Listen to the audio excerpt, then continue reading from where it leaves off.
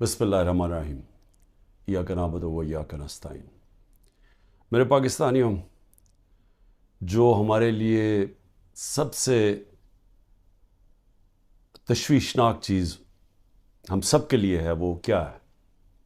12 لاکھ پاکستانی جب سے یہ حکومت آئی ہے ملک چھوڑ کے چلے گئے۔ لیکن یہ 12 لاکھ پاکستانی کون سے پاکستانی ہیں؟ یہ وہ پاکستانی ہیں جن کو دنیا تیار ہے اپنے ملکوں میں لینے کے لیے۔ یورپ، امریکہ، کینیڈا، یہ اس طرح کے ملک یہ تیار ہیں ان کو لینے کے لیے، کیونکہ پروفیشنلز ہیں۔ یہ وہ لوگ ہیں جن کی ڈیمانڈ ہے دنیا سے باہر، یہ کہیں بھی جا سکتے ہیں۔ اور یہ کیونکہ یہ پروفیشنلز ہیں، ان کی کوئی ڈاکٹرز ہیں، کوئی اب لسٹ آئے پوری، کوئی انجینئرز ہیں، یعنی وہ لوگ جو ایک معاشرے کو آگے بڑھاتے ہیں، جو ایک معاشرے کی ترقی کے اندر پورا حصہ لیتے ہیں، وہ لوگ ہیں جن کو اس ملک کی بہت ضرورت تھی۔ اب وہ چھوڑ کے چلے گئے۔ 12 لاکھ لوگوں کا جانا صرف یہی نہیں کہ یہ وہ لوگ ہیں جن کو آرام سے ویزا بھی مل گیا، ان کو آرام سے ان کو نوکریاں بھی باہر مل گئی۔ یہ وہ لوگ ہیں جو پھر اپنا پیسہ بھی باہر لے کے گئے ہوں گے، کیونکہ خالی ہاتھ تو نہیں جانا تھا، تو انہوں نے پھر یہاں سے روپیوں کو ڈالرز میں کنورٹ کیا اور پھر ڈالرز باہر لے کے گئے۔ تو سوچیں کہ اس کی کتنا نقصان ہوا ہوگا پاکستان کو۔ اب یہ سوچیں کہ یہ کیوں ہو رہا ہے، کیوں لوگ چھوڑ کے جا رہے ہیں۔ وہ لوگ، پھر سے میں کہتا ہوں کہ جو ایک ملک کی ترقی کی بنیاد رکھتے ہیں وہ جا رہے ہیں۔ وہ اس لیے جا رہے ہیں کہ ان کی امید ختم ہو گئی ہے ملک سے۔ یہ امید کیوں ختم ہوئی ہے؟ یہ امید اس لیے ختم ہوئی ہے کہ جو 30 سال سے اس ملک کو تباہی کے اندر جن کا پورا ہاتھ تھا، جو چوری کر کر کے ملک کا پیسہ منی لانڈر کر کے باہر لے کے جا رہے تھے، جن کے اوپر کرپشن کے کیسز کے اوپر کتابیں لکھی ہوئی تھیں، جن کی دنیا کے باہر ان کے اوپر ڈاکیومنٹریز، 2 BBC کی ڈاکیومنٹریز بنی تھی، جن کے اوپر باہر کے اخباروں کے اندر ان کی چوری کا لکھا ہوا تھا، اور کتابیں 3-4 کتابیں ہیں جو لکھی گئیں، جس میں کیپٹلزمز ایکلیز ہیل، ایک ریمنڈ بیکر کی کتاب، اس کے اندر لکھا ہوا ہے کہ ان کے جو پہلے دور میں 90 کی دہائی میں انہوں نے کتنا پیسہ چوری کیا تھا اور ملک سے باہر لے کے گئے تھے۔ تو یہ وہ 2 مافیاز، ان کو اوپر آ کے بٹھا دیا۔ لوگوں نے تھوڑی دیر سوچا کہ چلیں جی ٹھیک ہے، الیکشن آئے گا تو ہم ان کو تب ان کے خلاف کھڑے ہوں گے۔ پھر جب انہوں نے دیکھا کہ پولیٹیکل انجینئرنگ ہو رہی ہے یہاں، اور جو ملک کی اسٹیبلشمنٹ ان کے ساتھ کھڑی ہو گئی ہے، اصل مایوسی تب ہوئی ہے کہ وہ لوگ جو یہ سمجھتے تھے کہ اس ملک کی اسٹیبلشمنٹ چلے جیسی بھی ہے، اس نے غلطیاں کی ہوگی، مارشل لا لگے ہوں گے، لیکن وہ ملک کا سوچتی ہے، کیونکہ ان کا جینا مرنا پاکستان میں، ان کے انٹرسٹ پاکستان میں۔ تو جب وہ ان لوگوں کے ساتھ کھڑی ہو گئی اور پولیٹیکل انجینئرنگ شروع کر دی ان لوگوں کو پھر سے جتانے کی، اور مایوسی تب چھائی، نا امیدی اور مایوسی کب چھائی کہ جب انہوں نے تماشا دیکھا کہ جو ملک کی سب سے بڑی پارٹی ہے، 70% سے زیادہ جس کی ایکسیپٹیبلٹی آج پاکستان میں ہے، ساری سرویز کہہ رہی ہیں کہ یہ پارٹی جیتے گی اور قوم اس کے ساتھ کھڑی ہے، 37 میں سے 30 بائی الیکشن یہ جیت جاتی ہے پارٹی، اس کے باوجود کہ اسٹیبلشمنٹ ان کے ساتھ کھڑی ہوتی ہے، اس کے باوجود عوام بتا دیتی ہے کہ وہ کیا چاہتی ہے۔ جب وہ دیکھتے ہیں کہ اس پارٹی کو کرش کرنے کی کوشش کی جا رہی ہے، اس کے اوپر ہر حربہ استعمال کیا جا رہا ہے، پورا 9 مئی کا ڈرامہ جو انشاءاللہ مجھے کبھی بھی موقع ملا میں ثابت کروں گا کہ وہ سارا ڈرامہ کیا گیا تھا PTI کو کرش کرنے کا۔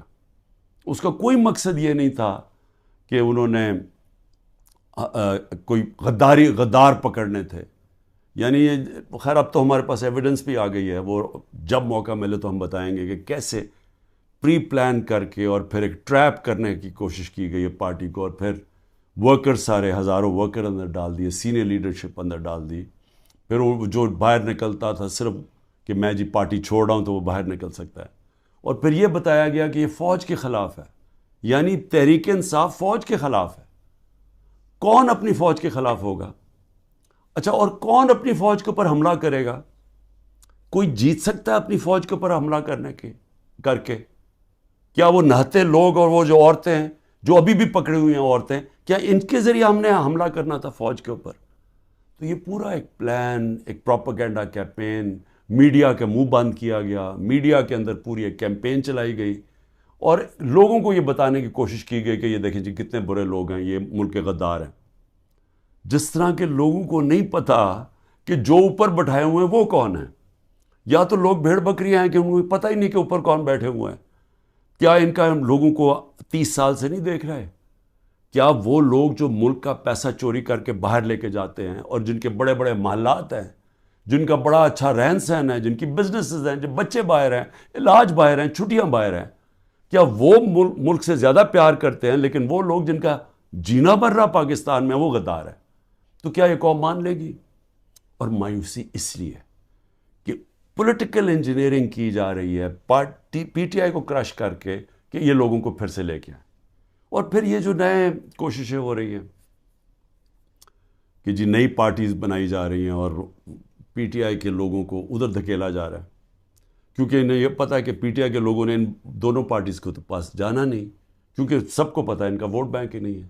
تو پھر پی ٹی آئی کا کوئی جی یہ جو آج نئی بھی پارٹی بنی ہے اور پھر اس سے پہلے بھی کہ پی ٹی آئی لوگوں کو وہاں دھکیلا جائے. اب میں صرف مجھے حیرت ہوتی ہے کہ جو بھی یہ پلاننگ کر رہے ہیں، جو بھی یہ سوچ ہے اس کے پیچھے، کوئی ان کو تو کوئی ان کا احتساب ہوگا کہ یہ کر کیا رہے ہیں ملک کے ساتھ؟ کیا ان میں عقل ہے، سیاست کی سمجھ ہے، کیا ملک کی تاریخ کی سمجھ ہے، کیا ان کے پاس تعلیم ہے؟ تربیت تو مجھے پتہ نہیں ہے، کیونکہ جن کے پاس تربیت ہو وہ یہ نہ کریں جو حربے استعمال کیے جا رہے ہیں. لوگوں کے گھر توڑے جا رہے ہیں، بچوں کا نہ دیکھتے ہیں، نہ بوڑھوں کا دیکھتے ہیں، بزرگوں کا نہیں دیکھتے، عورتوں کا نہیں دیکھتے، بزنسز بند کر رہے ہیں، ہر قسم کی بلیک میل کی جا رہی ہے جو پاکستان کی تاریخ میں کوئی تصور بھی نہیں کر سکتا یہ ہو سکتا ہے. کسی پاکستان کی پولیٹیکل پارٹی کے ساتھ آج تک وہ نہیں ہوا جو آج ہمارے ساتھ کیا جا رہا ہے. اور ان لوگوں کو دھکیلا جا رہا ہے بلیک میل کر کے کہ وہ اس پارٹی میں چلے جاؤ اور اس پارٹی میں چلے جاؤ. اور لوگوں کی شکلیں دیکھیں جو جا رہے ہیں ان پارٹیز میں، وہ ایسے لگ رہا ہے کہ جیسے لوگوں کو دھکیل رہے ہیں پھانسی دینے کے لیے، یعنی وہ اپنی خودکشی کرنے جا رہے ہیں. یہ ایسے لگ رہا ہے، وہ خوشی سے نہیں جا رہے. جب لوگوں کو لے کے اس طرح لے کے جا رہے ہیں بلیک میل کر کے، زیادہ تر بلیک میل کر رہے ہیں، اور ان ساروں کو کئی تو دو تو میں دیکھ رہا تھا جیل سے سیدھا وہاں لے گئے ہیں. تو وہ کیوں اس طرح ان کی شکلوں میں خوشی کیوں نہیں ہے؟ کیونکہ ان کو پتہ ہے کہ ان کی سیاسی موت ہے. ان کو پتہ ہے کہ پبلک نے ان کو ووٹ نہیں کرنا. اور اگر کسی کو شک ہے تو یہ انشاءاللہ جب بھی، اب تو الیکشن لگ رہا ہے کہ انشاءاللہ ہو ہی جائیں گے، وہ جب بھی الیکشن ہوں گے تو آپ کو نظر آ جائے گا کہ لوگوں نے ووٹ کس کو ڈالنی ہے. لیکن میں تو وہ سوچ رہا ہوں کہ کیا لوگوں کو جو یہ کر رہے ہیں پیچھے بیٹھ کے، جو برینز بیٹھی ہوئی ہیں، کیا ان کو سمجھ نہیں آ رہی کہ گراؤنڈ کے اوپر سچویشن ہے کیا آج پاکستان میں؟ کیا ان کو یہ نہیں پتا کہ یہ پہلی دفعہ 1970 کے بعد پاکستان میں یہ ماحول بنا ہے کہ نظریہ، پہلی دفعہ نظریاتی پولیٹکس ہو رہی ہے. ووٹر نے نظریے کے اوپر ووٹ ڈال لی ہیں، شخصیتیں ختم ہی ہو گئی ہیں. آپ جو مرضی کر لیں کہ جتنے جو 1970 میں کیا ہوا تھا، بڑے بڑے نام تھے، ایسے نام تھے کہ انہوں نے کہا ہمیں کیمپین کرنے کی ضرورت نہیں ہے 1970 میں. تو ایک دم نظریہ ویسٹ پاکستان میں آیا اور 84 سیٹیں جیت گیا 137 میں سے ذوالفقار علی بھٹو. لیکن اس سے بڑا جو سیلاب آیا وہ اس پاکستان میں آیا. میرے خیال میں 168 میں سے 162 سیٹیں جیت گیا مجیب الرحمان. اور وہ کیا چاہ رہا تھا؟ انصاف چاہ رہا تھا. وہ بھی حقیقی آزادی کی بات کر رہا تھا. وہ بھی یہ کہہ رہا تھا کہ ہمیں جو ہمارا حق ہے وہ نہیں مل رہا، ہم آزاد نہیں ہیں. جو کہ آج یہ 27 سال سے تحریک انصاف کہہ رہی ہے، انصاف کی تحریک، کہ انصاف انسانوں کو آزاد کرتا ہے. تو وہ بھی یہی کہہ رہا تھا. وہ اس وقت پاکستان سے علیحدہ نہیں ہونا چاہتا تھا. اس کے آپ پڑھ لیں 6 پوائنٹس، وہ صرف انصاف چاہ رہے تھے. اور جو ہوا اس کے بعد وہ یہی ہوا کہ مس ریڈ کیا گیا، مس کیلکولیشن ہوئی، صحیح معنی میں جائزہ نہیں لے سکے ایک سچویشن کا، سیاسی سچویشن کا، اور ملک ٹوٹ گیا. آج پھر وہی ہو رہا ہے. یہ جو بنائے جا رہے ہیں لوگوں کو، اور یہ جو پارٹیز بنائی جا رہی ہیں، اور یہ جو لوگوں کو دھکیلا جا رہا ہے، اور جو ہمارے لوگوں کو توڑا جا رہا ہے، تو یہ کیا یہ سمجھ نہیں آ رہی کہ گراؤنڈ کے اوپر سچویشن وہ 1970 والا ہے؟ نظریہ کی پولیٹکس آ گئی ہے پاکستان میں. کیا یہ بائی الیکشن پہ نہیں نظر آیا کہ قوم نے کیسے لوگ نکلے ہیں، اور پہلی دفعہ sitting government back by the establishment وہ ہار جاتی ہے؟ تو ادھر نہیں اندازہ ہوا کہ کس طرف قوم جا رہی ہے، وہ اس سے اور زیادہ آگے نکل گئی ہے. میرا یہ تجزیہ ہے. وہ آدمی جس نے زیرو سے پولیٹکس شروع کی، زیرو سے، کوئی میرے باپ دادا کوئی پولیٹکس میں نہیں تھا. میں نے زیرو سے ایک پارٹی بنائی، اور آہستہ آہستہ آہستہ کوئی شارٹ کٹ نہیں لیا. حالانکہ مجھے جنرل مشرف نے آفر بھی بڑی آفر کی تھی جب میں اپنی ایک ہی سیٹ جیتا تھا کہ ان کے ساتھ مل جاؤ. کوئی شارٹ کٹ نہیں لیا، بڑا لمبا راستہ لیتے لیتے پارٹی بنائی، اور وہ پارٹی بنتی بنتی پاکستان کی سب سے بڑی پارٹی بن گئی. تو مجھے تو سب سے زیادہ اندازہ ہے جو کسی کو نہیں ہے پاکستان میں، کسی کا وہ تجربہ ہے ہی نہیں جو میرا ہے. کیونکہ یہاں تو ساری بنی بنائی پارٹیز کا حصہ تھا، یا کسی کا باپ تھا، یا کچھ تھا، یا نانا تھا، یا ماں تھی پولیٹکس میں، یا کوئی لیڈر تھے. یہ تو اس طرح بنے. یا وہ جنرل ضیاء نے اور جنرل جیلانی نے شفقت کر دی بہت بڑی ایک بزنس مین کے اوپر، اور وہ پولیٹیشین بن گیا، اور اب اس کے بچے تیار ہو گئے ہیں سارے. لیکن انہوں نے کوئی خود تو پارٹی نہیں بنائی، انہوں نے خود تو زیرو سے کوئی پارٹی نہیں بنائی. تو میں آج آپ کو کہہ رہا ہوں کہ عوام جدھر کھڑی ہے، یہ جو بھی حرکتیں کر رہے ہیں، اس سے صرف نفرتیں بڑھ رہی ہیں. اس سے کوئی الیکشن کے اوپر جو بھی کیلکولیشن ہے یہ غلط ہونے والی ہے. یہ جیسی جب الیکشن اناؤنس ہوں گے، پلان بنا ہوا ہے عمران خان کو ڈسکوالیفائی کرنا. بڑی تیزی سے کیسز آگے بڑھائے جا رہے ہیں، اور بڑی کسی تیزی سے کہ کسی نہ کسی طرح اس کو ڈسکوالیفائی کرو اور یا اس کو جیل میں ڈالو. اور وہ میں تیار ہوں اس کے لیے. مجھے پتہ ہے کہ میں نے اپنی ساری پارٹی کو بتا دیا کہ یہ اگلے ہفتے سے پوری تیاری کر لو کہ میں آپ کے ساتھ نہیں ہوں گا، تو اس کی بھی میں تیاری کر رہا ہوں. لیکن میں کچھ اور کہہ رہا ہوں. کیا اس سے یہ پولیٹیکل انجینئرنگ کامیاب ہو جائے گی؟ میرے خیال میں اتنا زیادہ دھاندلی کرنی پڑے گی کہ سارا الیکشن کا پروسیس ہی ختم، ڈسکریڈٹ ہو جائے گا. جس طرح وہ سندھ میں الیکشن کرواتا ہے وہ زرداری، وہ الیکشن تو ہوتا ہی نہیں ہے. پولیس پوری پکڑ کے لوگوں کو اندر ڈال رہی ہے، باقی جو یا پیسے دے کے خرید لو اور یا پھر جیل میں ڈال دو، اور اس کے بعد الیکشن کروا دو. یہ تو الیکشن نہیں ہے. یہ تو جو لوکل گورنمنٹ الیکشن یا بائی الیکشنز میں، تو جو اصل الیکشن ہے پاکستان کا، اور 25 کروڑ لوگوں کا الیکشن ہے، اگر یہ الیکشن ٹھیک نہ کروایا گیا، اس کے اپنے اثرات ہیں. وہ اور ڈی اسٹیبلائز کرے گا. اس ملک کے اندر سیاسی استحکام آئے گا ہی نہیں، اور جب تک وہ نہیں آئے گا تو میں بار بار کہتا ہوں تو معاشی استحکام نہیں آ سکتا. تو ہم تو اور ڈوبتے جائیں گے، جو قرضوں کے اندر ہم ڈوبتے جا رہے ہیں. آمدنی سکڑتی جا رہی ہے، قرضے بڑھتے جا رہے ہیں، قیمتیں بڑھتی جا رہی ہیں، لوگ غربت کی لکیر سے نیچے جا رہے ہیں، بے روزگاری بڑھتی جا رہی ہے. تو ہم تو اس طرف جا رہے ہیں. تو وہ تو تب ہی ٹھیک ہوگا جو کہ صرف صاف اور شفاف الیکشن سے ملک بچ سکتا ہے. لیکن اسٹیبلشمنٹ دوسری طرف لے کے جا رہی ہے. چھوٹی چھوٹی پاکستان میں پارٹیز چھوٹی چھوٹی لے آئیں.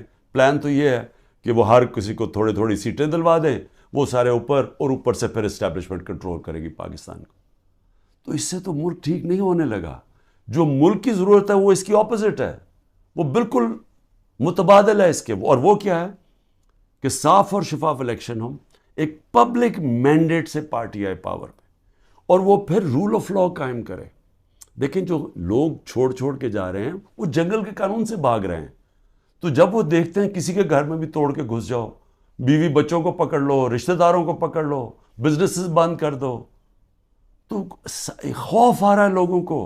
پہلے تو کبھی ایسے سنتے ہی نہیں تھے، نہیں تو بیچارے غریب لوگوں سے ایسے ہوتا تھا نا. یہ میں اپنی پارٹی کو پہلی دفعہ میں اپنی پارٹی کو کہتا ہوں، جو ہمارے سے ہو رہا ہے یہاں کمزور سے ہمیشہ ہوتا رہا پاکستان میں، جب طاقتور کے سامنے کھڑا ہوتا ہے. اور اسی لیے ملک آگے نہیں بڑھ سکتا، کیونکہ اس ملک کے اندر انصاف ہی نہیں ہے. تو یہ تو انصاف کی ساری حدیں ہی توڑ دی ہیں. یہ تو وہ نظام آ گیا جو کہ ہم کوئی تصور ہی نہیں کر سکتا تھا کہ پاکستان یا دنیا کی کسی جمہوریت میں آئے. تو جب اس طرح کے حالات ہیں تو لوگوں کی نا امیدی تو بڑھنی ہے, مایوسی تو بڑھنی ہے, لوگوں نے تو جانا ہے چھوڑ کے. اس لیے میں آخر میں یہ کہنا چاہتا ہوں کہ یہ جو ایکسپیریمنٹس کر رہے ہیں یہ پہلے فیل ہو چکے ہیں, اور اس ملک کے اندر جو 90 کی دہائی کی سیاست تھی وہ ختم ہو چکی ہے. جو جنرل مشرف نے کاف لیگ بنائی تھی وہ دن چلے گئے ہیں. یہ دوسرا دور آ گیا, اور اس دور کے اندر سب سے ایک ہی راستہ ہے کہ صاف اور شفاف الیکشن کروائیں اور اس ملک کے اندر اسٹیبلٹی لے کے آئیں, ایک سیاسی استحکام آئے, اور اس کے بعد پھر معیشت کو ٹھیک کریں اور ملک کے اندر وہ ریفارمز کریں. اس ریفارمز کے بغیر پاکستان اس دلدل سے اب نہیں نکل سکتا. پاکستان کو سرجری چاہیے. اس ملک کو اب ہم وہاں پہنچ گئے ہیں کہ اگر ہم نے اپنے سارا گورننس سسٹم نہ چینج کیا, ہم نے سارا انصاف کا نظام نہ ٹھیک کیا, ہم نے جو ہمارے گورنمنٹ کارپوریشنز ہیں جو جس طرح وہ اس وقت بوجھ بنے ہوئے ہیں, ہم نے جب تک نچلی سطح کے لوگوں کے اوپر اب ان کی مدد کرنے کے لیے پروگرامز نہ بنائے تاکہ ان کو ہم سہارا دیں, کیونکہ اب جو مہنگائی آ گئی ہے لوگ کیسے گزارا کر سکتے ہیں. اور جو ہم نے ہیلتھ کارڈ لے کے آئے تھے, سوچیں کہ پہلے ہی گزارا نہیں ہو رہا تو اگر بیماری ہوگی گھر میں تو اگر آپ ہیلتھ کارڈ ہی لے جائیں گے, ہیلتھ انشورنس, وہ کیسے گزارا کریں گے. تو کیسے ہم نے نچلی سطح کے لوگوں کو اب پروٹیکٹ کرنا ہے, ان کو ہم نے معاشی طور پہ ان کی حفاظت کرنی ہے ٹارگیٹڈ سبسڈی سے. کیسے ہم نے اپنے ملک کے اندر ڈالرز کی انٹیک بڑھانی ہے, وہ کون سے قدم ہیں. کیسے ہم نے خرچے کم کرنے ہیں. کیسے ہم نے اپنا گورننس سسٹم ایسا کرنا ہے کہ باہر سے انویسٹر پاکستان آ سکیں. کیسے ان کو اعتماد دینا ہے اپنے رول آف لا پہ کہ ہمارے یہاں اس ملک کے اندر آپ اگر اپنی سرمایہ کاری کریں گے تو ہم اس کی حفاظت, ہمارا قانون اس کی حفاظت کرے گا, لیول پلینگ فیلڈ دے گا, وہ کنڈیشنز دے گا کہ جب اب مثلا چائنا سے جب انڈسٹری ہم چاہتے تھے کہ پاکستان آئے تو میری جب پریمیئر لی سے ان کے بات ہوئی تو انہوں نے مجھے کیا کہا, انہوں نے کہا دیکھیں مسئلہ یہ ہے کہ پاکستان میں ہمارے سارے انڈسٹریز کہتے ہیں کہ ٹائم بہت لگتا ہے, یہاں کام ہی نہیں ہوتا آپ کی, بڑا سلو ہے آپ کا سسٹم. جبکہ وہ ویتنام جاتے ہیں, اور وہ بنگلہ دیش کی بھی بات کر رہا تھا کہ وہاں بڑی جلدی ان کا کام ہو جاتا ہے انویسٹر کے لیے. تو ایک انویسٹر کے پاس ٹائم نہیں ہوتا. تو یہ ہمیں ساری اصلاحات کرنی پڑیں گی, اور اس کے لیے سب سے بڑی ضرورت ہے کہ صاف اور شفاف الیکشن سے ایک مضبوط, ایک سٹیبل حکومت آئے. سٹیبلٹی اب صرف ایک طرح ہی آئے گی, صاف اور شفاف الیکشن, اور یہ پولیٹیکل انجینئرنگ کو مسترد کیا جائے. پاکستان زندہ باد.